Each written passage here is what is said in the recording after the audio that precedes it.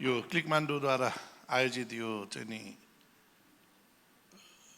यो मौद्रिक सुशासनको स्पेशल एडिसनको लन्चिङ तथा चाहिँ नि प्री मोनेटरी पोलिसी डिस्कसन सेसनको अध्यक्षता गर्नुभएको क्लिकमान्डूका प्रधान सम्पादक पुष्प दुलालज्यू, राष्ट्रिय नायकका सदस्य प्रकाश श्रेष्ठज्यू, राष्ट्र ब्याङ्कका डिप्युटी गभर्नर सर, त्यस्तै ब्याङ्कर एसोसिएसनका अध्यक्षज्यू, यो ऊर्जा उत्पादक सङ्घका अध्यक्षज्यू, उपस्थित विभिन्न सङ्घ संस्थाबाट पाल्नुभएका प्रतिनिधिज्यूहरू, ब्याङ्कर साथीहरू, पत्रकार मित्रहरू, उपस्थित उद्यमी व्यवसायी साथीहरू, सर्वप्रथम त यो जुन आज यो मौद्रिक सुशासन स्पेशल एडिसन जुन चाहिँ नि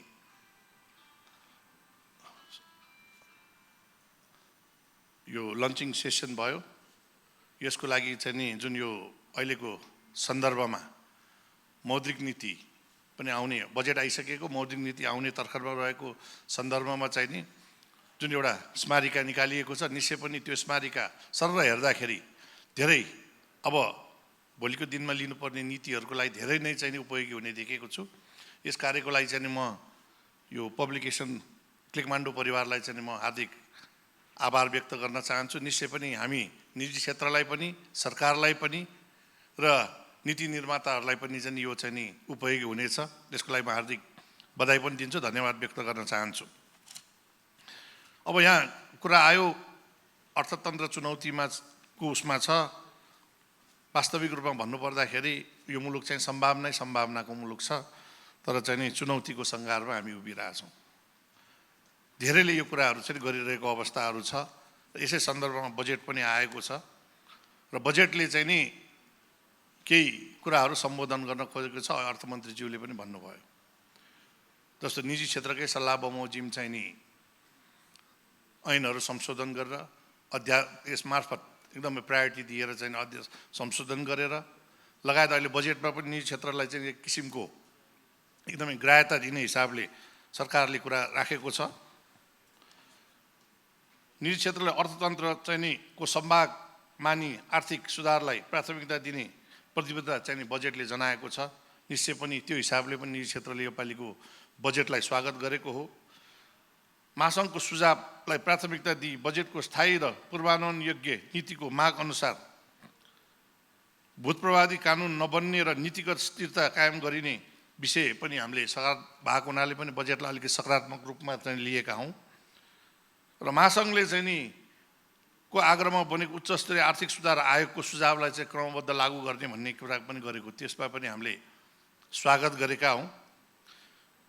तर चाहिँ नि लगानीको वातावरण बढाउन र व्यवसाय विस्तार गर्नलाई चाहिँ नि सरकारले यो नीतिगत नीतिहरूलाई चाहिँ नि यो छिटो परिवर्तन गर्नुपर्ने, नीतिगत स्थायित्व गराउनु पर्ने चाहिँ जरुरी छ।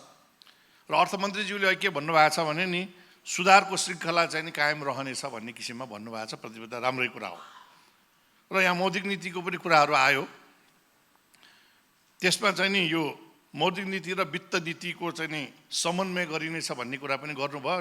हाम्रो पूर्व गभर्नर साहबले चाहिँ नि उहाँकै शब्द चाहिँ नि सापट्टि लिँदाखेरि चाहिँ नि समन्वयमा कहाँ हामी टुट्यौँ, तारतम्य कहाँ मिलेन र चाहिँ नि गहिरिएर हेरेको छ कि छैन भन्ने कुरा पनि उहाँले निकाल्नु भएको अवस्थाहरू छ। यही सम्बन्धमा चाहिँ नि मैले अलिकति यहाँ एउटा प्रेजेन्टेसन पनि भएको छ र विशेष गरी बजेटले चाहिँ नि योपालि हुन त बजेटले मौद्रिक नीतिको विषयमा बोल्न हुने कि नहुने भन्ने कुरा पनि आएको छ, छलफलमा आएको कुरा छ। तर चाहिँ नि यो बजेटमा चाहिँ नि भनिएका कुराहरूलाई चाहिँ नि अब यो मौद्रिक नीतिको चाहिँ नि आउने सन्दर्भमा आज मौद्रिक नीतिकै चाहिँ नि डिस्कसन भएको सन्दर्भमा चाहिँ म केही चाहिँ यो जुन कुराहरू छ 8-10 वटा बुँदा चाहिँ नि म चाहिँ एकचोटि यहाँ डिप्युटी गभर्नर साहब हुनुहुन्छ, त्यसैले म यो रिक्याप गर्न चाहन्छु। आगामी अब 2082-83 को बजेट सङ्घीय संसदमा भर्खर पेश भएको छ। यसपटकको बजेटले निजी क्षेत्रलाई आर्थिक समृद्धिको प्रमुख सम्भावको भूमिकामा स्थापित गरिनेछ भनी प्रतिबद्धता जनाएको छ। यद्यपि बजेटमा घोषणा भएका धेरै विषयहरूलाई मौद्रिक नीतिले सम्बोधन गरेको अवस्थामा मात्र बजेटले को परिकल्पना गरेको उद्देश्य र प्राथमिकताहरू पुरा हुने चाहिँ निजी क्षेत्रको अपेक्षा छ। बजेटमा नेपाली व्यवसायी र कम्पनीलाई विदेशमा बिक्री शाखा र वा प्रशोधन कारखाना खोल्नको लागि अनुमति दिइने र कुल निर्यातको 25% सम्म विदेशमा लगानी गर्न दिइने नयाँ व्यवस्था घोषणा गरेको छ। विदेशमा लगानी खोल्न खोजिएको यस व्यवस्थाबारे आगामी मौद्रिक नीतिले स्पष्ट र सहज व्यवस्था गरिनुपर्ने जरुरी छ। नेपाली नागरिकले विदेशी कम्पनीलाई प्रविधि र विशिष्ट प्रकृतिको ज्ञान वा सेवा उपलब्ध गराएमा श्वेत शेयर लिन पाउने व्यवस्थालाई मौद्रिक नीतिमा समावेश गरिने विषयहरूले समेत सम्बोधन गर्न उचित छ। बजेटमा उत्पादनमूलक, पर्यटन र निर्माण उद्योगका साथै आवास विकास कम्पनीहरूका लागि सरल र सुलभ तरिकाले कार्यशील पुँजी कर्जा उपलब्ध गराउन सहजीकरण गर्ने घोषणाको प्रभावकारी कार्यान्वयनको लागि राष्ट्र बैंकको चालु पुँजी कर्जाको मार्गनिर्देशन समसामयिक परिवर्तन गर्नु आवश्यक छ। अहिले पनि यहाँ चाहिँ नि छलफलमा आइसकेको विषयवस्तु हो। विश्वविद्यालय तथा निजी क्षेत्रसँगको सहकार्यमा ग्रिन हाइड्रोजनको सम्भाव्य अध्ययन र उत्पादनको लागि स्वदेशी तथा विदेशी लगानी आकर्षित गर्ने नीति आएको छ। त्यसको प्रवर्धनको लागि मौद्रिक नीतिले आवश्यक समन्वय गर्नु जरुरी छ। बजेटले पुँजी प्रवाह र कर्जाको पहुँचमा सहजता ल्याउने, वित्तीय क्षेत्र जोखिमको व्यवस्थापनलाई सुदृढ बनाउने, नयाँ विकसित जोखिम न्यूनीकरण सम्बन्धी उपकरणको परिचालन गर्ने सम्बन्धमा आवश्यक नीतिगत र कानुनी व्यवस्था गर्ने घोषणा गरेको छ। यस कार्यान्वयनको लागि निजी क्षेत्र मैत्री आवश्यक मौद्रिक नीति तर्जुमा हुनु जरुरी छ। बैंक तथा वित्तीय संस्थाको खराब कर्जा व्यवस्थापन र गैर ब्याङ्किङ सम्पत्ति व्यवस्थापनको लागि एसेट म्यानेजमेन्ट कम्पनीको स्थापना गरिनेछ भनी बजेटमा घोषणा गरिएको छ। म्यानेजमेन्ट कम्पनीको स्थापना गर्न कार्य अगाडि बढाउन आवश्यक कानुनको मस्यौदा तयार गर्न विषय यसभन्दा पूर्वको मौद्रिक नीतिमा समेत आइसकेको व्यवस्था भएको हुँदा यसलाई पूर्ण दिने गरी यसपटकको मौद्रिक नीतिमा समेटिनु पर्दछ। महासङ्घले निरन्तर उठाउँदै आएको समग्र मागमा कमी आएको कारणले व्यवसाय सङ्कुचन भएको कारण समस्यामा परेका उद्योग व्यवसायीहरूको कर्जाहरूको पुनर्तालीकरण, थप कार्यशील पुँजी प्रवाह र ब्याज जरिवानामा सहुलियत दिनुपर्ने सुझावलाई बजेट घोषणामा सहजीकरण गरिने छ भन्ने उल्लेख भएकोले यस अनुरूपको मौद्रिक नीतिमा आउनुपर्ने महासङ्घको स्पष्ट धारणा छ। सम्बन्धित व्यक्तिले वर्षमा एकपटक एक ठाउँमा केवाइसी विवरण भरे र यो केवाइसीलाई राष्ट्रिय परिचय पत्रमा आबद्ध गर्न तथा आवश्यक पर्ने निकायले विद्युतीय माध्यमबाट प्राप्त गर्न सक्ने व्यवस्थाले सेवाग्राहीलाई सहज बनाउने भएकोले यसको कार्यान्वयनको लागि नेपाल राष्ट्र बैंकले आवश्यक समन्वय गर्नुपर्दछ। अर्थतन्त्रलाई गतिशील तुल्याउन निजी क्षेत्रलाई प्रभाव हुने कर्जा विस्तार गरिने, जोखिम व्यवस्थापन पुनरावलोकन गरी कार्यशील पुँजीको लागि कर्जा प्रवाह सहजीकरण गर्ने बजेट घोषणा कार्यान्वयनको लागि आगामी मौद्रिक नीतिमा स्पष्ट समेत दिनुपर्दछ। बजेटमा ग्रिन ट्याक्सोनोमी अवधारणा अनुरूप हरित र दिगो विकास बन्डको माध्यमबाट निजी पुँजी परिचालन गर्न आवश्यक नीतिगत तथा संरचना व्यवस्था मिलाइने घोषणा कार्यान्वयनको लागि उपयुक्त र आवश्यक नीति व्यवस्थापन मौद्रिक नीतिले गर्नुपर्दछ। राष्ट्रिय प्राथमिकता प्राप्त उद्योगको स्वपुँजी ऋणपत्र र अन्य धितोपत्रमा संस्थागत लगानीकर्तालाई लगानी गर्न सहजीकरण गरिने र कर्मचारी सञ्चय कोष, नागरिक लगानी कोष र सामाजिक सुरक्षा कोषलाई प्राइभेट इक्विटी र भेन्चर क्यापिटलमा लगानी गर्न सक्ने गरी कानुन बनाउने घोषणाको कार्यान्वयनले लगानीको लागि स्रोतको व्यवस्थामा प्रभावी हुने भएकोले यसको सहयोगी हुने गरी मौद्रिक नीति आउनुपर्ने जरुरी छ।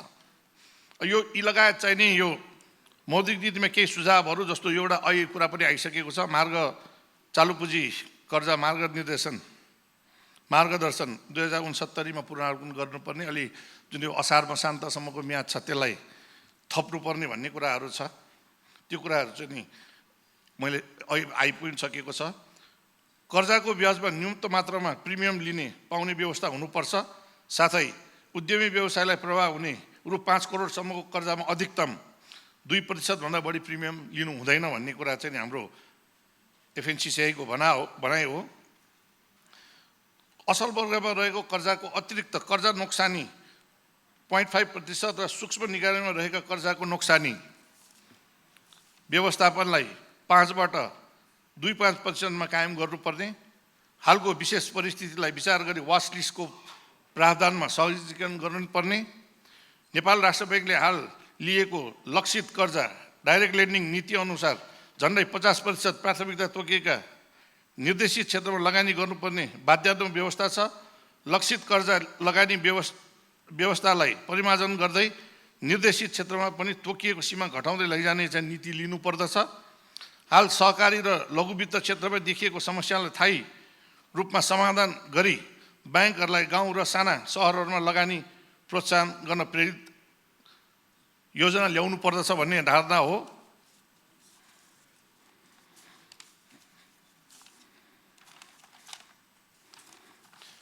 यी बाहेक चाहिँ अहिले यो जुन प्रेजेन्टेसनमा आएको कुरामा 1-2वटा कुरा म राख्न चाहन्छु।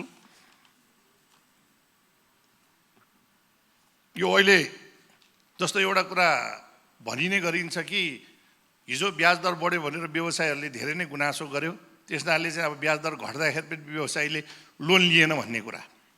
मुख्य कुरा पनि आइसकेको छ कि हिजो ब्याज दर बढाइएको हो। है कमलेशजीले पनि भन्नुभएको थियो, अर्थतन्त्रलाई कन्ट्रोल गर्नुपर्छ, इकोनोमीलाई चाहिँ नि तक्षणमा चाहिँ नि कन्ट्रोल गर्नुपर्छ भनेर ब्याज दर चाहिँ नि डे बाई डे भनौँ अथवा विकली बढाइएको हिसाबले अगाडि गएको हो। त्यो बेला ब्याज दर बढाइएको हो।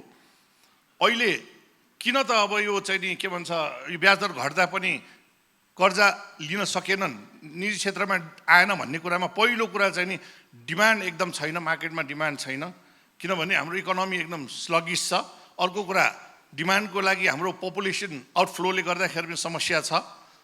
त्यो बाहेक चाहिँ सबभन्दा समस्या अहिले प्राइभेट सेक्टरले डिमान्ड गर्न नसकेको र इन्भेस्टमेन्ट चाहिँ निको लागि कन्ड्युसिभ इन्भाइरोमेन्ट चाहिँ अलिकति छैन कि भन्ने किसिमको हाम्रो गुनासोहरू हो। र त्यो भनिरहँदाखेरि चाहिँ सबभन्दा समस्या के हो भने कन्फिडेन्स छैन। कन्फिडेन्स किन छैन भने हिजो 14-15% ब्याज दरले हामी व्यवसायहरूले तिर्यौँ, जसोतसो चाहिँ नि त्यो ऋणहरूलाई चाहिँ नि हामीले चाहिँ नि अध्यावधि गर्ने हाम्रो चाहिँ नि काम चाहिँ गरेका छौँ। तर हाम्रो क्यापिटल त इरोड भयो नि, हाम्रो क्षमता त घट्यो नि। त्यसनाले अब चाहिँ नि हामीले ब्याङ्कले ऋण दिएर मात्र भएन, स्वपुँजी पनि लगानी गर्नु पर्यो। त्यसकारण चाहिँ नि अहिले लगानी चाहिँ नि डिमान्ड नभएको। यसको लागि हामी के भन्छौँ भने नि पुरानो कर्जाहरूको लागि जुन छ यो यहाँको यो पेनल लगाउने कुराहरू अथवा वाच लिस्टमा राख्ने कुरा अहिले पनि मैले भने यो कुराहरूलाई चाहिँ अलिकति रिल्याक्स गरिदिनुपर्छ जस्तो लाग्छ। पुरानो कर्जामा भएकाहरू चाहिँ व्यवसायहरू धेरै मारमा छ, साना मात्र ठुला पनि छन्। ठुला उद्योगहरू जस्तै चाहिँ नि भनौँ न निर्माण क्षेत्रका ठुला उद्योगहरू चाहिँ एकदम समस्यामा छ, 20-30% क्षमतामा चलिरहेछ।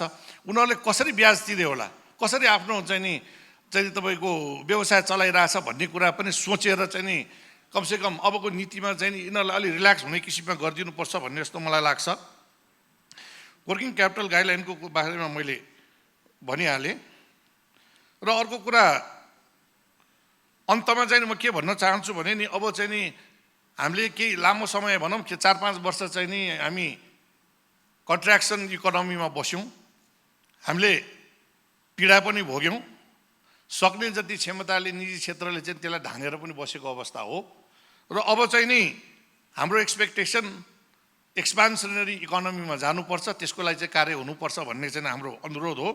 र ती सबै कुराहरूको लागि चाहिँ नि पोलिसी स्टेबिलिटी हुनुपर्छ। त्यसको लागि चाहिँ नि सरकारले वित्त नीतिबाट चाहिँ नि योपालि चाहिँ बजेटमा धेरै करका दरहरू चेन्ज नगरेर स्टेबिलिटीको एउटा सन्देश दिन खोजेको अवस्था छ। त्यस्तै मौद्रिक नीतिबाट पनि स्टेबिलिटीको लागि चाहिँ नि सन्देश दिने हिसाबले कार्य होस्, एक्सपान्सनरी इकोनोमीको लागि कार्य होस् भन्ने चाहिँ नि म भन्न चाहन्छु। र अन्तमा पुनः काठमाडौँलाई चाहिँ नि हामीलाई चाहिँ बोलाएर निजी क्षेत्रको धारणा राख्ने चाहिँ अवसर दिनुभयो र चाहिँ यसको लागि म हार्दिक आभार व्यक्त गर्दै बिदा हुन्छु। धन्यवाद, नमस्कार।